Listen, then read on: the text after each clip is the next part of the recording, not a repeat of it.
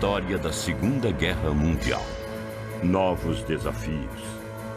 Distribuição Sinapse.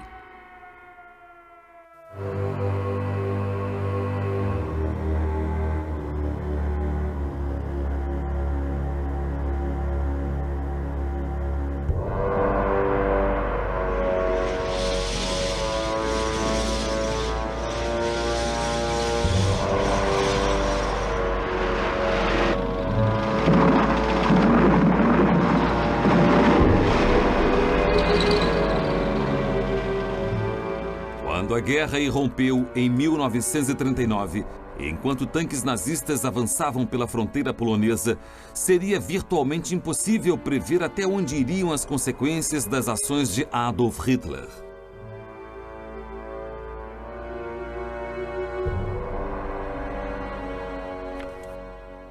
No inverno de 1943, no norte, sul, leste e oeste, os gritos de batalha ressoavam pelo globo. E as atrocidades cometidas contra civis inocentes, particularmente os de fé judaica, tornaram-se ainda mais horripilantes. Mas enquanto os poderes do eixo de Hitler esmagavam e subjugavam populações inteiras, notícias dos crimes nazistas e japoneses contra a humanidade serviam para abastecer a determinação aliada para ganhar a guerra o mais rápido possível. O drama daqueles presos em campos de concentração não era mais escondido da vista, e embora ainda fosse decorrer um tempo considerável até que os internos sobreviventes fossem libertados, havia agora pelo menos esperança para alguns deles. E mais, no fim de outubro de 1943, um acordo formal aliado para montar uma comissão das Nações Unidas sobre crimes de guerra foi posto em prática. Os responsáveis pelas atrocidades seriam convocados para dar conta de suas ações e seguir ordens, não seria defesa. Os meses de outubro, novembro e dezembro de 1943 viram o auge de muitas campanhas e as fundações foram lançadas para muitas mais. Os eventos no Pacífico ganhavam impulso rapidamente. 2 anos depois do ataque surpresa japonês à frota naval norte-americana em Pearl Harbor. Sem dúvida, a devastadora eficiência da Força Aérea do Japão faz dessa uma das mais conhecidas ofensivas de toda a Segunda Guerra Mundial. Mas, através do curso deste programa, você vai descobrir também que houve muitas escaramuças menos conhecidas no Pacífico que foram igualmente fascinantes. Além de considerar esses eventos no Pacífico, também vamos focalizar a campanha aliada na Itália, que seguiu-se à vitória sobre as tropas de Hitler no norte da África. E o tempo todo, o conflito na Rússia estava ficando cada vez mais significativo, particularmente porque as alianças mudaram na preparação para as conferências de Cairo e Teherã, enquanto os planos para o jogo final dos aliados tomavam forma. Então, começando em 1º de novembro de 1943, a nossa jornada seguindo a contagem regressiva para a vitória nos leva à Itália, quando as forças aliadas entraram na cidade portuária de Nápoles.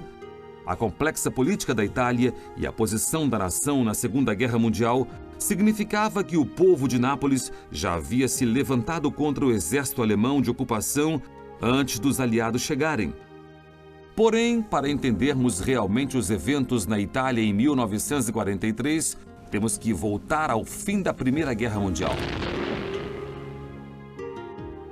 Assim que Adolf Hitler surgiu para a notoriedade na Alemanha após a Primeira Guerra Mundial, na Itália, Benito Mussolini seguiu uma rota muito similar até o poder.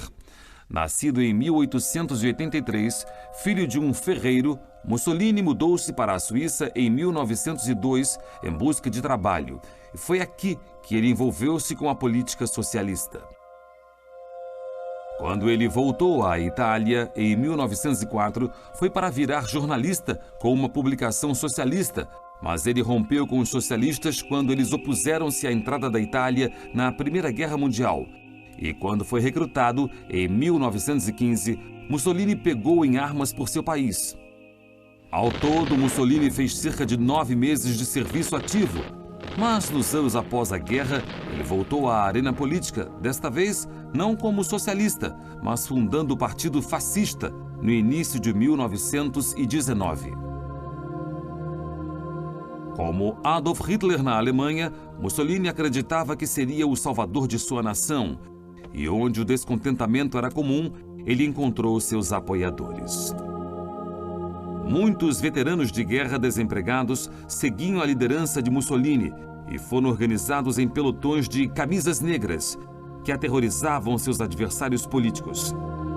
Era o início de uma época sombria de opressão para o povo italiano, e quando os fascistas foram convidados para fazer uma coalizão governamental, em 1921, as coisas foram de mal a pior quando os camisas negras marcharam para Roma.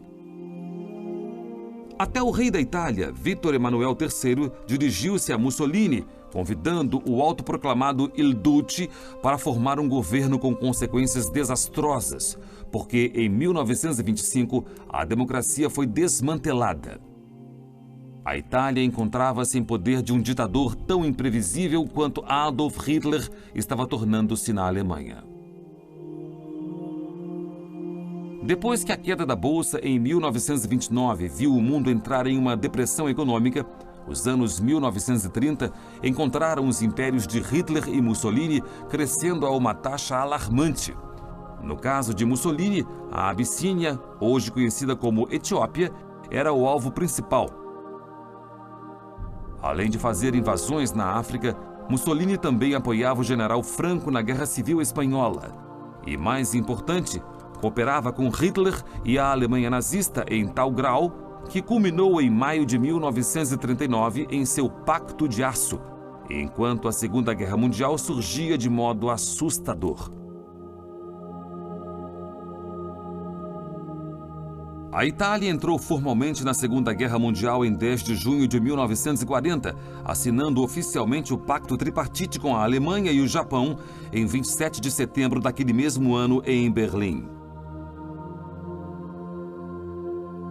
Porém, sob a liderança de Mussolini, a Itália estava longe de ser uma nação militarmente forte e, no início de 1941, havia sofrido múltiplas derrotas na Grécia e nas mãos dos britânicos no norte da África. Ironicamente, sem a intervenção alemã, Mussolini e o exército italiano enfrentariam um colapso militar catastrófico e, para o povo da Itália, a confiança em Il Duce foi sacudida, se não mexida. Apesar da atividade de Mussolini pré-Segunda Guerra Mundial na África, os italianos foram derrotados no deserto junto com os alemães sob o comando de Erwin Rommel, apropriadamente chamado de Raposa do Deserto de Hitler. E, naturalmente, quando os soldados do calibre do general britânico Bernard Montgomery ocuparam o norte da África, os aliados olharam para a Itália como o próximo passo lógico de volta para o continente europeu. A campanha bem-sucedida dos aliados para tomar a Sicília, com o nome de código de Operação Husky, começara em julho e foi um grande choque para os italianos. Sua posição era terrivelmente precária. Eles não só tinham os experientes soldados britânicos, canadenses e norte-americanos do norte da África para se preocuparem, mas os seus ditos aliados, os nazistas, eram igualmente ameaçadores. Se os italianos se rendessem, sofreriam um ataque imediato alemão, e a raiva contra Mussolini por botar a Itália em tal apuro crescia. Com a Sicília sob pesado ataque no início de julho de 1943, Mussolini foi tirado do poder e preso.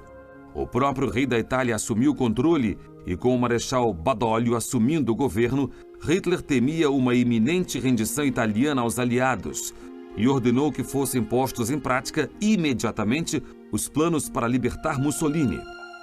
Tendo sido humilhado na frente oriental com a derrota de Stalingrado, Hitler estava determinado a não permitir que a dramática virada dos eventos na Itália e em todo o Mediterrâneo minasse ainda mais o seu poder. Consequentemente, quando os italianos renderam-se incondicionalmente aos aliados no início de setembro, os alemães foram rápidos ao reagir.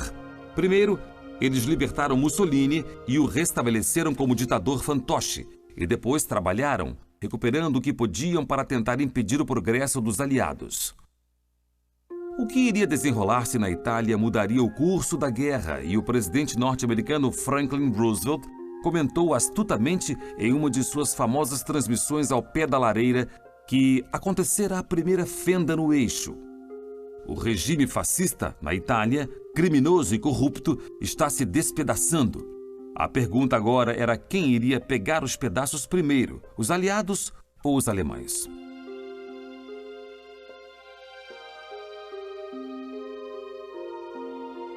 Nos últimos dias de setembro de 1943, os aliados estavam fazendo um bom progresso no sul da Itália.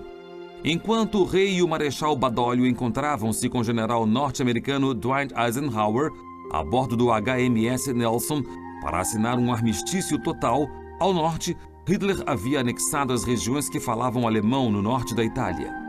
O que parecia aos aliados um avanço fácil, para Roma estava agora ficando muito mais complicado, porque as linhas entre quem era amigo e quem era inimigo tornavam-se cada vez mais indistintas. No dia 1º de outubro, quando os aliados entraram marchando em Nápoles, os alemães enfrentavam uma revolta dos cidadãos da cidade. O assunto explodiu em conflito quando os soldados alemães começaram a pilhar uma loja.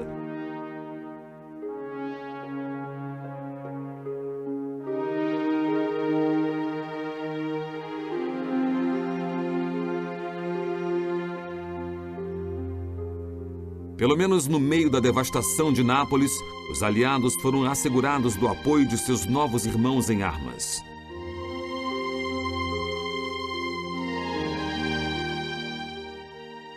Enquanto isso, no lado adriático da ilha, no início de outubro, os aliados também haviam tomado Foggia e, com ela, o aeroporto mais importante da região.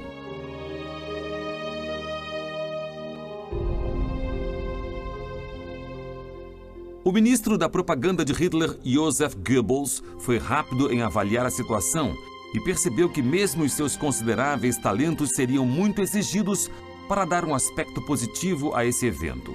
Os aliados agora tinham potencial para desferir seus ataques a fortalezas em poder dos nazistas nos Balcãs e garantiram um trampolim para atacar o sul da Alemanha. Mas isso era de pouca consolação para os milhares de soldados italianos que agora enfrentavam o peso total da ira de Hitler.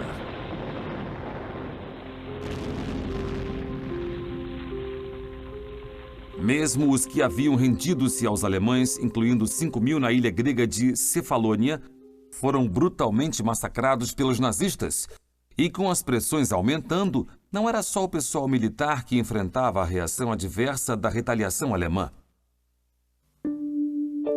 Em 3 de outubro, a Gestapo ordenou que todos os judeus em Atenas se registrassem, e a Grécia rapidamente virou um ponto focal importante para os aliados, com a Itália estando tão perto, mas os alemães estavam igualmente determinados a assegurar o máximo de território possível na área. Em 24 horas, os protetores britânicos na ilha de Kos haviam sido totalmente derrotados pelos poderes do eixo de Hitler, apesar das fendas vistas por Roosevelt em sua armadura.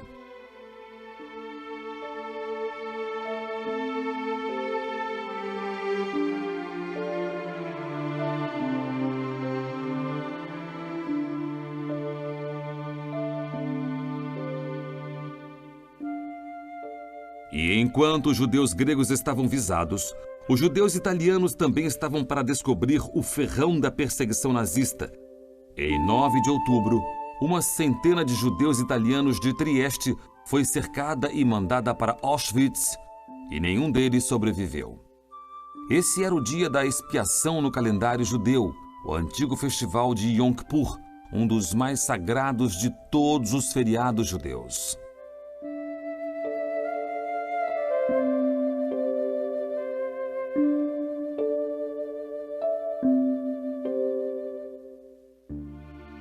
Em Auschwitz, esse dia não passou despercebido porque os nazistas escolheram 1000 internos que eles alegavam ser fracos demais para trabalhar e os executaram.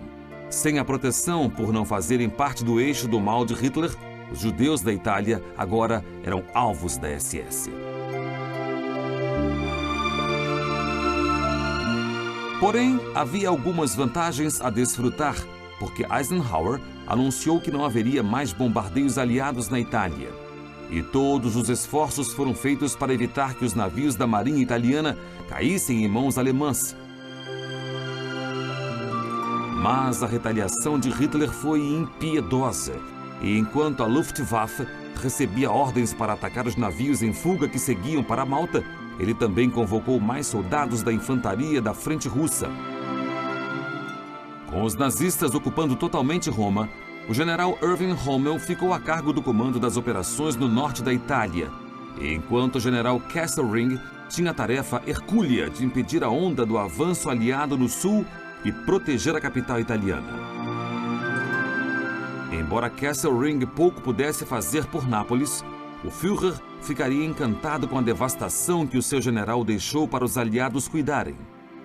As represálias foram apavorantes, porque toda a comunicação, transporte, água e sistemas de energia foram destruídos. Enquanto os prédios da cidade ardiam, pontes eram bombardeadas, trilhos de ferrovias eram arrancados e o porto era uma massa de navios afundados. Carga de trabalho para os aliados era imensa e Kesselring estava bem ciente de que mais de 800 mil civis agora confiavam nos aliados para a sua sobrevivência. Em vez de partirem rapidamente para o norte para consolidar a sua vantagem, os aliados ficaram parados enquanto cuidavam das sequelas de Nápoles. Mas, para seu crédito, em uma semana o porto foi restaurado, reaberto e estava funcionando.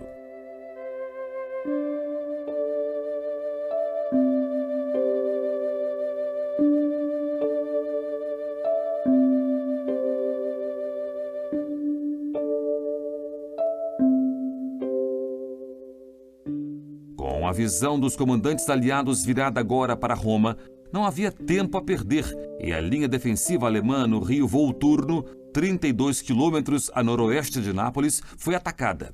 A linha Volturno ia da cidade de Termoli ao longo do rio Biferno, através dos montes Apeninos até o rio Volturno.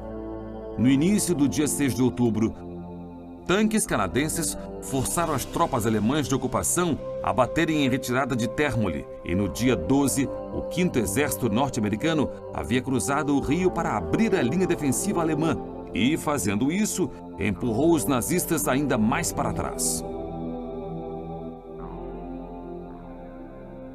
No dia seguinte, o rei e o governo italiano declararam guerra à Alemanha quando as batalhas recrudesceram. Houve pesadas baixas civis, assim como perdas militares, e fatos como os que aconteceram em lugares como Campobasso eram típicos. Evocando a história antiga, até a prefeitura, com todos os arquivos, foi destruída quando a primeira unidade militar canadense finalmente tomou Campobasso dos alemães.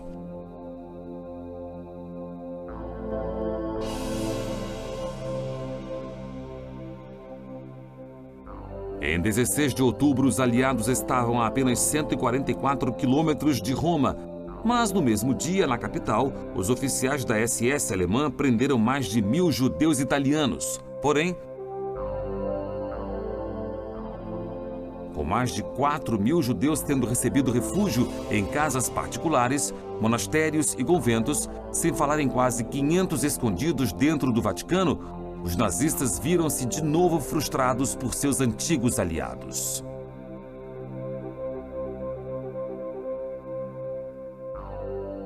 O esforço de guerra aliado agora realmente ganhava ritmo, porque das montanhas cobertas de neve da Itália às selvas intensamente quentes do Pacífico, o sonho de que a vitória pudesse ser deles estava rapidamente virando realidade.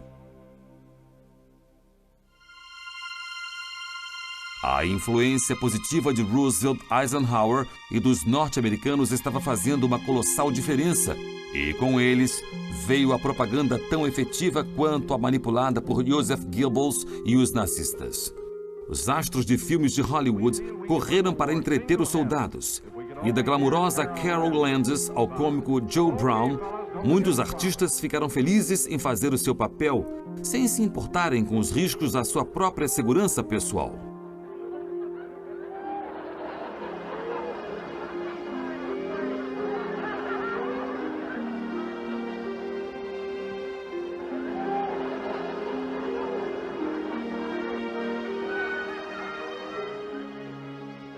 E nessa atmosfera positiva, os planos para a invasão aliada da França também estavam ganhando impulso.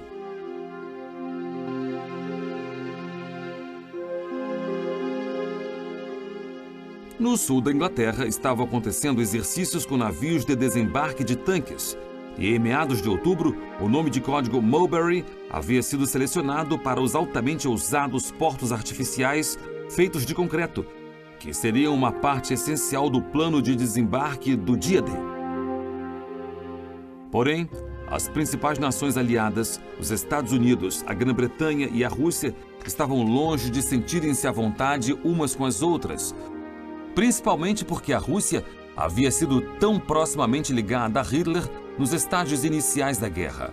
Foi Winston Churchill, o primeiro-ministro britânico, que mexera-se rapidamente para recrutar Joseph Stalin para a causa aliada após a Operação Barbarossa de Hitler, quando os alemães invadiram a Rússia. Desde então, apesar da previsão confiante de Hitler de que os soviéticos ruiriam diante dele, os russos eram uma pedra constante em seu sapato. Mas Churchill, entre todos eles, um homem que em sua longa vida política havia mudado as suas alianças em mais de uma ocasião, estava bem ciente das desastrosas consequências caso a Rússia se bandeasse de volta para os poderes do eixo.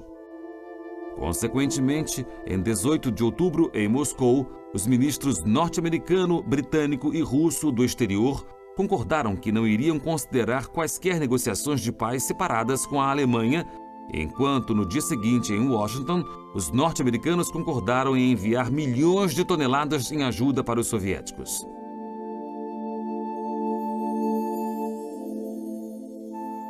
Quando outubro de 1943 chegava ao seu fim, com os aliados seguindo para a posição de sustentação de seu assalto aos poderes do eixo, o custo em sofrimento humano aumentava. Em 25 de outubro, os japoneses terminaram a ferrovia Burma-Tailândia, com o trabalho forçado de 46 mil prisioneiros de guerra aliados. Mais de 16 mil deles haviam morrido de fome, brutalidade e doenças, junto com mais outros milhares de cidadãos burmeses pegos em uma guerra que não era deles, na qual eles também fizeram trabalho forçado para o Japão Imperial.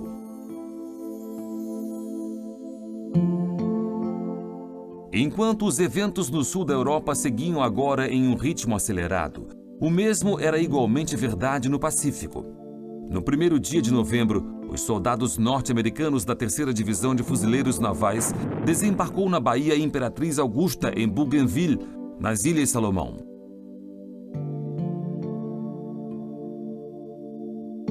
Apoiados por uma impressionante força-tarefa naval norte-americana de 4 cruzadores ligeiros e 8 destroyers e comandados pelo brilhante contra-almirante Aros Tip Merrill, os norte-americanos rapidamente consolidaram a sua posição. Os japoneses foram igualmente rápidos em responder, desfechando ataques aéreos de Rabaul, assim como despachando a sua própria poderosa força-tarefa de cruzadores e destroyers. Merrill foi o primeiro contra-almirante norte-americano a usar radar, que nessa batalha deu a ele uma grande vantagem. Sem radar, o comandante japonês falhou em avaliar acuradamente o resultado da batalha, quando Merrill bateu em retirada sob uma cobertura de fumaça. Voltando a Rabaul, os japoneses acreditavam ter sido vitoriosos e prepararam-se para reatacar as forças aliadas desembarcadas em Bougainville, sem perceber que a força-tarefa de Merrill ainda estava intacta.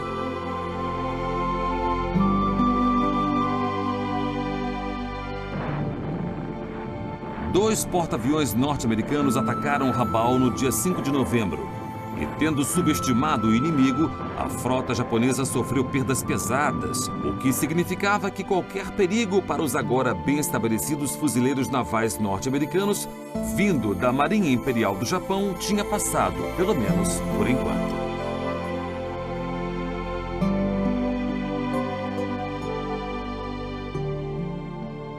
O sucesso nas Ilhas Salomão fora crucial para os aliados, porque era daqui que os japoneses tinham planejado expandir-se para a Papua Nova Guiné e o mais preocupante de todos, Austrália. Recapitulando um pouco, a campanha para as Ilhas Salomão começara em fevereiro de 1943, com o general MacArthur liderando uma ofensiva estratégica sustentada. Em junho, as ilhas das quais as pessoas jamais tinham ouvido falar no Ocidente, de repente estavam no mapa. Na Operação Unhas dos Pés, os norte-americanos superaram a resistência japonesa quando desembarcaram na ilha de Rendova, com o campo de aviação crucial em Munda ao alcance de um ataque de lá. Enquanto navios norte-americanos e japoneses lutavam pelo controle nas águas dos golfos de Kula e Vela, embora não houvesse uma vitória cabal para os aliados, os japoneses foram impedidos de apoiar os soldados de sua infantaria. Quando o campo de aviação de Munda caiu para os americanos no dia 5 de agosto, a primeira fase de sua campanha foi completada, mas ainda havia muito trabalho a ser feito para tirar os soldados japoneses da Nova Geórgia e das ilhas vizinhas de Arundel, Panga, Jizo, Kolombangara e Vela Lavella. Os japoneses eram um inimigo muito tenaz, com a honra de jamais contemplar a rendição, sempre lutando até a morte.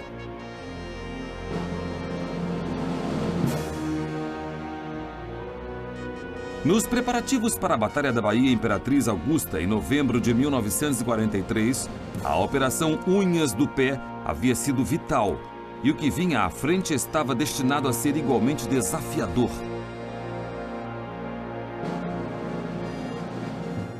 O interessante é que os japoneses sofreram perdas muito mais pesadas de navios e aviões do que os norte-americanos.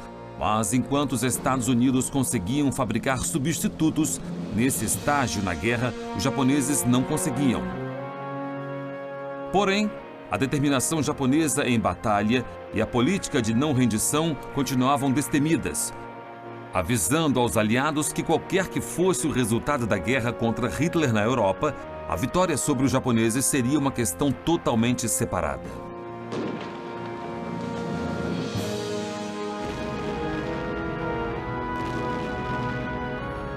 Com o fim de 1943, apenas algumas semanas distante, Adolf Hitler estava descobrindo que os soldados disponíveis para ele estavam tornando-se cada vez mais esparsos. Ter que ocupar a Itália, assim como enfrentar outro inverno gelado na frente russa, já era ruim o bastante. Mas os alemães agora não tinham dúvida de que uma invasão da Europa Ocidental em algum momento de 1944 era iminente. Na verdade, em 3 de novembro, Adolf Hitler expediu a Diretiva 51, avisando sobre os previstos desembarques aliados. E o seu ministro da propaganda, Goebbels, de novo teve à frente a difícil tarefa de convencer a nação alemã de que o seu Führer ainda era invencível. Os diários pessoais de Goebbels ofereciam uma visão fascinante e na véspera de Hitler expedir a Diretiva 51, Goebbels fez uma anotação relativa ao fato de mais de 9.000 soldados alemães terem sido mortos na frente oriental em apenas 9 dias. Ele disse: "Nós não podemos sustentar essas baixas por muito tempo. Estamos em perigo de sangrar lentamente até a morte no Oriente." Fosse qual fosse a face pública da propaganda nazista, Goebbels, como muitos de seus colegas oficiais de alta patente, estava totalmente ciente de todo o perigo real da Alemanha ser derrotada.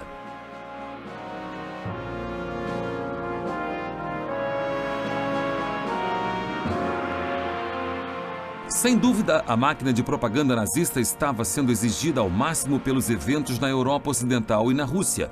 Porém, o governo japonês estava ainda mais determinado em fazer o povo do Japão acreditar que os seus corajosos guerreiros imperiais eram vitoriosos em cada campanha da ofensiva do Pacífico.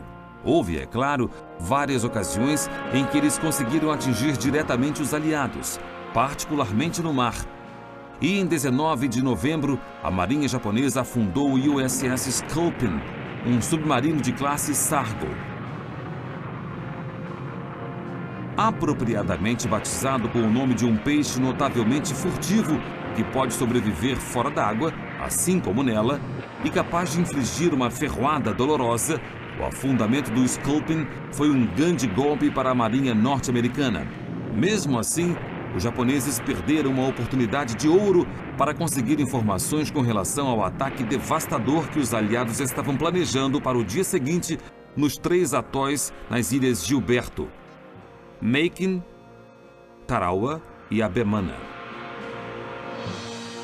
A bordo do Sculpin estava o capitão John P. Cromwell, que tinha sido totalmente informado sobre a ofensiva para tomar as ilhas Gilberto, que teve o nome de código de Operação Galvânica. Quando o submarino foi atingido pela primeira vez, o comandante emergiu para dar à sua tripulação a chance de sobreviver.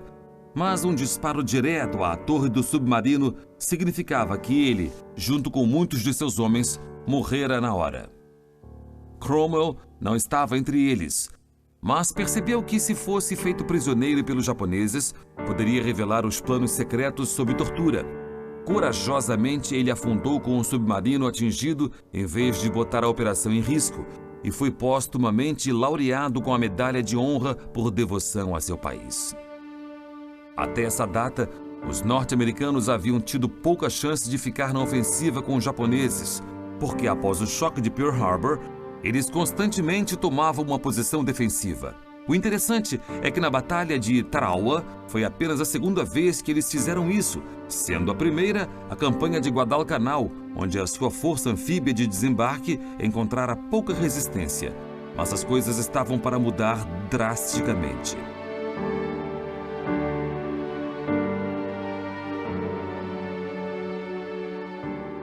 Estrategicamente, as Ilhas Gilberto eram de vital importância, porque os aliados aumentaram as suas operações do Pacífico Médio para as Filipinas e preparavam um avanço sobre o Japão. Tomar as Ilhas Marianas dos japoneses seria crucial se a Marinha norte-americana quisesse ter alguma chance de conseguir o seu objetivo. Mas, naturalmente, o Japão Imperial estava bem ciente disso. Pelo fato das Marianas, incluindo a tão importante ilha de Guam, terem virado um alvo maior, reforços japoneses foram trazidos, com fortificações consolidadas, para deixar o mar todo o mais seguro possível. Os norte-americanos sabiam que teriam que avançar de grupo a grupo de ilhas, porque antes de poderem chegar às Marianas, eles necessitariam libertar as Ilhas Marshall, próximas do controle japonês. Mas antes de poderem fazer isso, a guarnição inimiga no atol de Tarawa precisava ser neutralizada. Agora, os norte-americanos tinham experiência suficiente com os japoneses para virem preparados. E quando a Operação Galvânica começou, em 20 de novembro, mais de 6.000 soldados norte-americanos desembarcaram em Makin. No papel, o exército ocupante, formado por 300 soldados japoneses e 500 trabalhadores coreanos, deveria ter sido facilmente derrotado, mas a batalha foi duramente travada e as baixas norte-americanas foram altas. Foi uma operação custosa sob outros aspectos também, porque o porta-avião norte-americano de escolta, Liscombe Bay, foi torpedeado, matando 644 homens da tripulação de 900.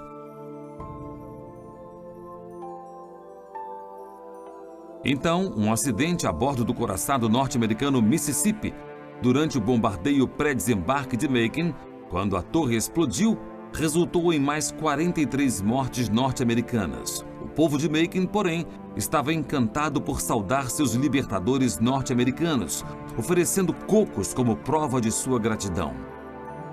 Era uma experiência que os aliados iriam encontrar muitas vezes nos meses vindouros, porque a liberdade pela qual eles lutavam tão duramente retornava para aqueles há tanto oprimidos pelo eixo do mal.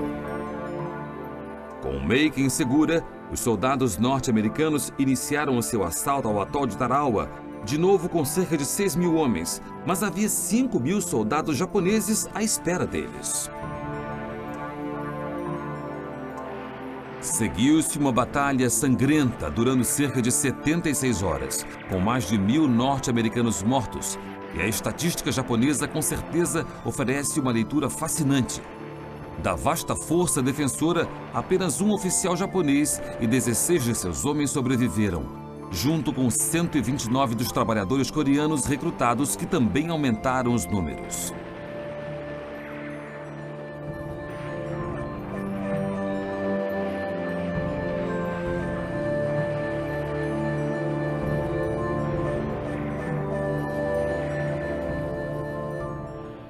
Para o povo norte-americano, que até agora estava protegido por forte censura, os agora irrestritos novos relatórios eram imensamente chocantes. Muitos condenaram Washington por permitir que a ofensiva fosse à frente após verem fotografias dos corajosos jovens norte-americanos flutuando mortos na água. A percepção de que os japoneses iriam empreender uma luta longa e terrível realmente perturbou o país. Com suas experiências em Macon e Tarawa, os norte-americanos mudaram as suas táticas quando chegaram a Abemana.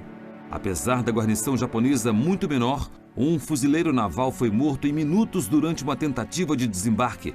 Então, foi decidido usar fogo naval apenas para afastar o exército de ocupação. Isso com certeza foi efetivo, mas não em termos de disparos diretos, porque dos 25 defensores japoneses, apenas 14 haviam sido mortos por tiros. O resto cometera suicídio.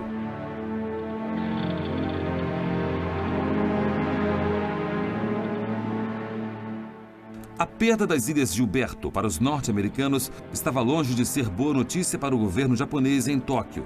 Mas eles tiveram a satisfação de saber que os vitoriosos soldados norte-americanos haviam sofrido baixas significativas ao conquistar sua meta. Porém, as más notícias ainda não haviam terminado para os japoneses, porque em 25 de novembro, bombardeiros norte-americanos atacaram uma base aérea crucial em Formosa, ou Taiwan, como a conhecemos hoje.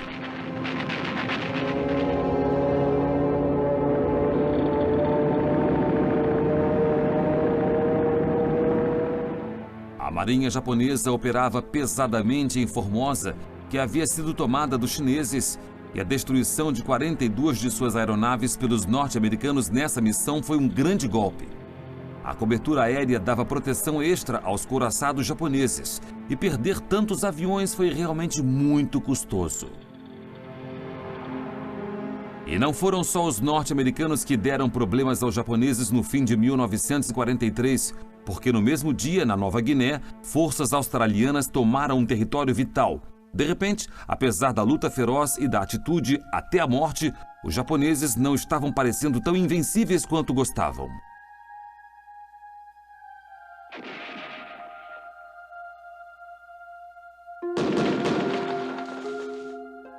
Enquanto os dias finais de novembro se passavam, a pressão sobre Adolf Hitler no oeste aumentava. No dia 22, os britânicos realizaram um ataque noturno à capital alemã, despachando 764 bombardeiros para atacar Berlim. Atingindo diretamente a seção do governo na cidade, incluindo o almirantado e o Ministério do Ar, Hitler ficou irado. Ele descansava na segurança de seu quartel-general militar, o Covil do Lobo, em Rastenburg, no leste da Prússia, enquanto até a chancelaria e seu trem em um desvio ferroviário de Berlim sofria pesados danos. Mas os civis de Berlim não tiveram tanta sorte quanto seu líder, porque centenas deles foram esmagados simplesmente tentando chegar em segurança a um abrigo subterrâneo. Como havia sido para os civis de Londres na Blitz, o número de baixas inocentes chegou a 1.737 berlinenses mortos. Goebbels registrou seus sentimentos pessoais em seu diário, anotando que parece que o próprio inferno caiu sobre nós.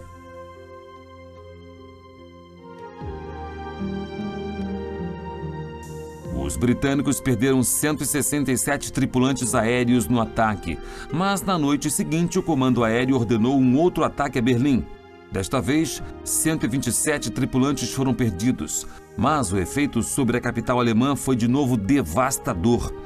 Sem aquecimento, sem luz e sem água, e companheiros berlinenses morrendo a toda volta, havia pouco que até Goebbels poderia fazer para melhorar o moral do povo alemão. Para os aliados, havia trabalho a ser feito aonde quer que eles fossem, e na Itália, o esforço em direção a Roma continuava. No dia 20 de novembro, o 8º Exército Britânico cruzou o rio Sangro pela primeira vez, enquanto Kesselring era apontado comandante em chefe de todas as forças alemãs na Itália. E os serviços de Rommel estavam agora sob uma grande demanda, organizando a defesa do Muro do Atlântico. Houve muitas ofensivas maiores, como o bombardeio de Berlim e a contínua campanha italiana. Mas os pequenos eventos também começavam a desempenhar um grande papel. Na França, a resistência estava minando a ocupação alemã em cada esquina. E, com a ajuda de agentes britânicos, os preparativos para a invasão da costa do norte da França, a muito aguardada, estava peça a peça sendo montada. Juntar todos os vários elementos para o esforço aliado pela vitória estava longe de ser uma tarefa fácil. Reuniões entre os líderes aliados eram incrivelmente difíceis de orquestrar. Um belo exemplo disso foi a Conferência do Cairo realizada entre os dias 22 e 26 de novembro. Winston Churchill, o primeiro-ministro britânico, e o presidente dos Estados Unidos, Roosevelt, encontraram-se com o líder da China, Chiang Kai-shek, para discutir a posição aliada contra os japoneses. O líder da Rússia, Joseph Stalin, recusou-se a comparecer porque acreditava que a presença dos chineses seria vista pelos japoneses como provocação por parte dos soviéticos. Porém, em 27 de novembro, a Declaração do Cairo foi assinada pelos 3 líderes presentes, afirmando que os aliados continuariam a empregar força militar até a rendição incondicional do Japão. Também foi decidido que, quando isso acontecesse, todas as ilhas do Pacífico tomadas pelos japoneses desde a Primeira Guerra Mundial seriam devolvidas. Todos os territórios que o Japão havia tomado da China também seriam restaurados e, por último, mas não menos importante, a Coreia tornaria-se independente. Com o fim da Conferência do Cairo, Churchill e Roosevelt debruçaram-se sobre outras discussões sobre os planos aliados para invadir a França. Enquanto a ausência de Stalin no Cairo tivesse sido contornável, era hora de os 3 grandes, como eles eram frequentemente chamados, encontrarem-se quando a Conferência de Teherã começou. Stalin não viajava para fora da Rússia desde a Revolução Bolchevique em 1917, mas os 3 aliados improváveis chegaram a Teherã sob a mais forte segurança para combinarem os planos para uma invasão anglo-americana através do canal, planejada para a primavera ou o verão de 1944. Nas discussões no dia 29 de novembro, Churchill delineou para Stalin as condições que precisavam ser cumpridas se a Operação Overlord quisesse ter alguma chance de sucesso. Primeiro, teria que haver uma redução satisfatória nas forças dos caças alemães no noroeste da Europa. Segundo, as reservas alemãs na França e nos Países Baixos tinham que ser minimizadas no dia do assalto. E terceiro, os aliados tinham que ter certeza de que os alemães não conseguiriam transferir reforços significativos de outras frentes nos primeiros 6 dias de operação.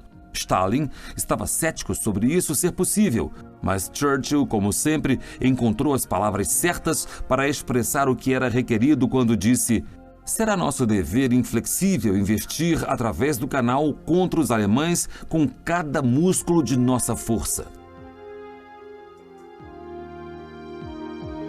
Mas, em meio às discussões que delineavam os planos para a Operação Overlord, Stalin também tinha uma boa pauta própria. Ele deixou claro que no momento em que a Alemanha fosse derrotada, os soviéticos embarcariam em uma guerra contra os japoneses. Churchill descreveu a declaração de Stalin como uma decisão momentânea que tinha que ser mantida absolutamente em máximo segredo. Na verdade, isso nem foi anotado nos registros secretos das conversas em Teherã. Também havia outros assuntos à mesa para discussão, mas um em particular foi ironicamente mantido como máximo segredo para os russos. Roosevelt e Churchill escolheram não revelar a Stalin que os cientistas nos Estados Unidos, que trabalhavam na bomba atômica, estavam fazendo enormes progressos e que os bombardeiros B-29 estavam agora sendo modificados para transportar e lançar os dispositivos mortais. O medo de novas armas e de novos avanços científicos era imenso para os aliados e também para o eixo. E na Inglaterra, a preocupação com os projetos de Hitler para as suas bombas voadoras não tripuladas continuavam a crescer. Embora ainda faltassem muitos meses para que os seus foguetes V-1 se tornassem operacionais, uma visita rara de Hitler a um campo de teste de bombas voadoras foi investigado até o mínimo detalhe. Hitler, nessa época, ficava sempre relutante em deixar o seu quartel-general do Covil do Lobo devido a temores crescentes de que ele seria assassinado, enquanto a sua saúde, tanto mental quanto física, deteriorava-se.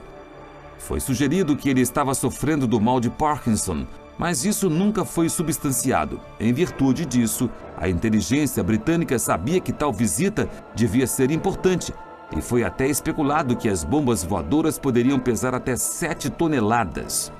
Consequentemente, o governo de Churchill pôs em ação planos para deixar milhões de leitos de hospital disponíveis para os que poderiam ser feridos por tal arma. Porém, a prevenção seria melhor do que a cura. Então, a Operação Crossbow também foi instigada a bombardear sistematicamente qualquer local no norte da França que parecesse suspeito pelas fotografias de reconhecimento.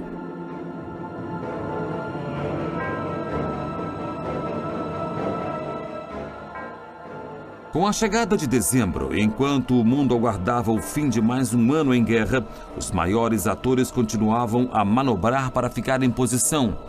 No dia 7 de dezembro, o presidente norte-americano Franklin Roosevelt apontou o general Dwight Eisenhower ao muito cobiçado comando da Operação Overlord.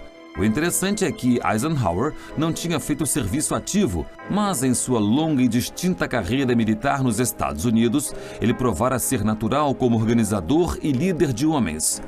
Calmo e criterioso, com Eisenhower como comandante supremo das forças expedicionárias aliadas, a Operação Overlord realmente estava em mãos muito seguras. E Eisenhower não estava só. O general britânico Bernard Montgomery também estava para ser convocado para a causa da Operação Overlord.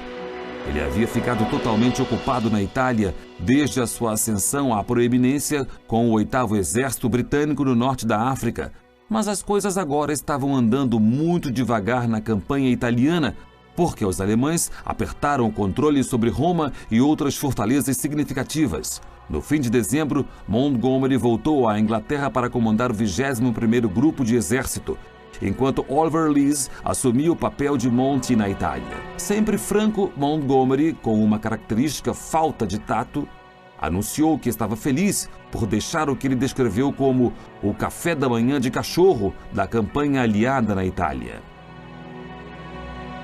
Ironicamente, houve vozes dissidentes, mais notavelmente do campo norte-americano, alegando que Monty, na verdade, teve um papel na criação do café da manhã de cachorro, e as coisas não saíram exatamente bem para as futuras relações entre o inglês de opinião forte e certos generais norte-americanos. Pela própria natureza da ofensiva anglo-americana, essas personalidades obstinadas iriam ter que esquecer suas diferenças e trabalhar juntas.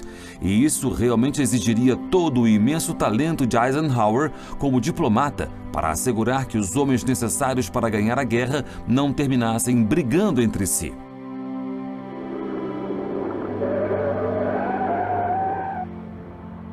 Mesmo assim, com cada vez mais atenção agora sendo focada na Operação Overlord, os aliados ainda continuavam a seguir em direção a Roma.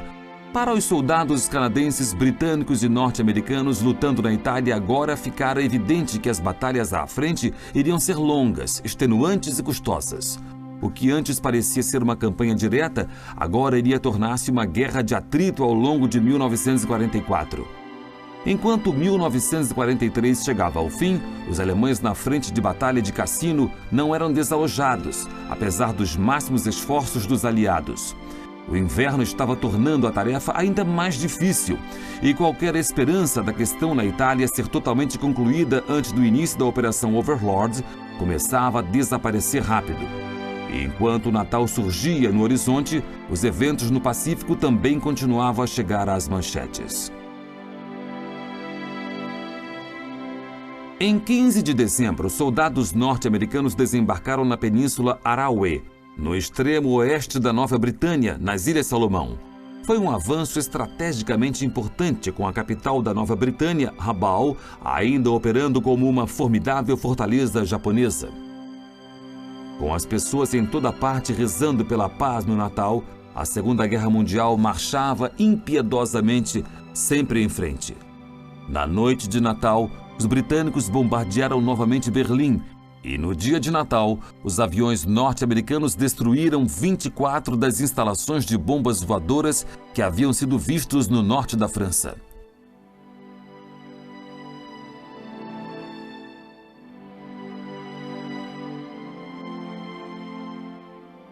Em Washington, o presidente Roosevelt fez o seu tradicional pronunciamento à nação.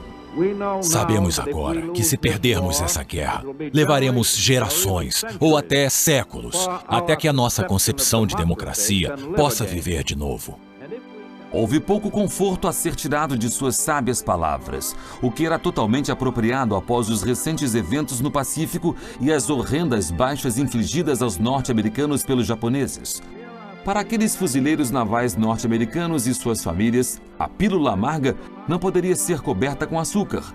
Roosevelt recompôs os Estados Unidos com um aviso oportuno daquilo que o novo ano provavelmente traria, pedindo a todos que buscassem a força e a bravura que seriam necessárias se os aliados quisessem ser vitoriosos. Ele disse: "A guerra chega agora ao estágio em que teremos que enfrentar grandes baixas, feridos, mortos e desaparecidos.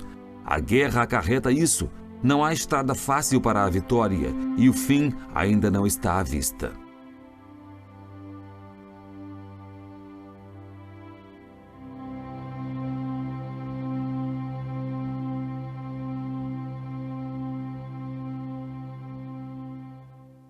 Isso era evidentemente o que era requerido do presidente dos Estados Unidos, porque um dia depois, os soldados norte-americanos iniciaram a Operação Backlander, um desembarque no Cabo Gloucester, na ponta extrema da Nova Britânia.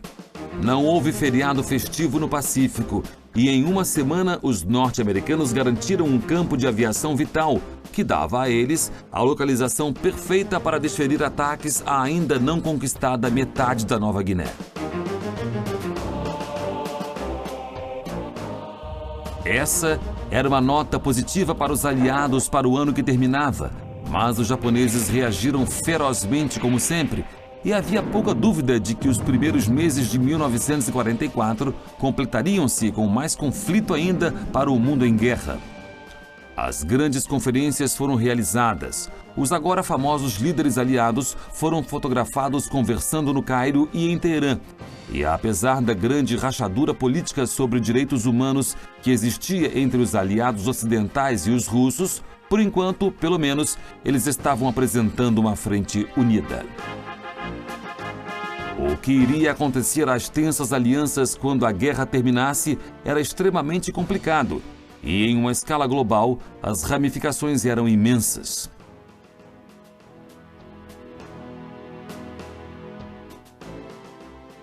Assim, das sonolentas cidades marítimas do sul da Inglaterra até as ruas antigas da Londres histórica, era essa determinada nação insular que estava para tomar o centro do palco. Para Adolf Hitler, a sua incapacidade anterior de quebrar o espírito do povo e invadir a Grã-Bretanha voltaria para assombrá-lo, porque a Operação Overlord tinha agora a mais estável das plataformas para ser lançada. Ao povo da Grã-Bretanha seria pedido mais uma vez para ficar firme e resoluto como anfitrião dos muitos milhares de soldados e suprimentos aliados requeridos para cruzar o canal e invadir a França. Os preparativos estavam agora quase completos para forçar o exército de ocupação alemão a fazer uma retirada através de suas próprias fronteiras, em um prelúdio da última resistência de Hitler. Os planos para a vitória, depois de longa espera, estavam para ser escritos.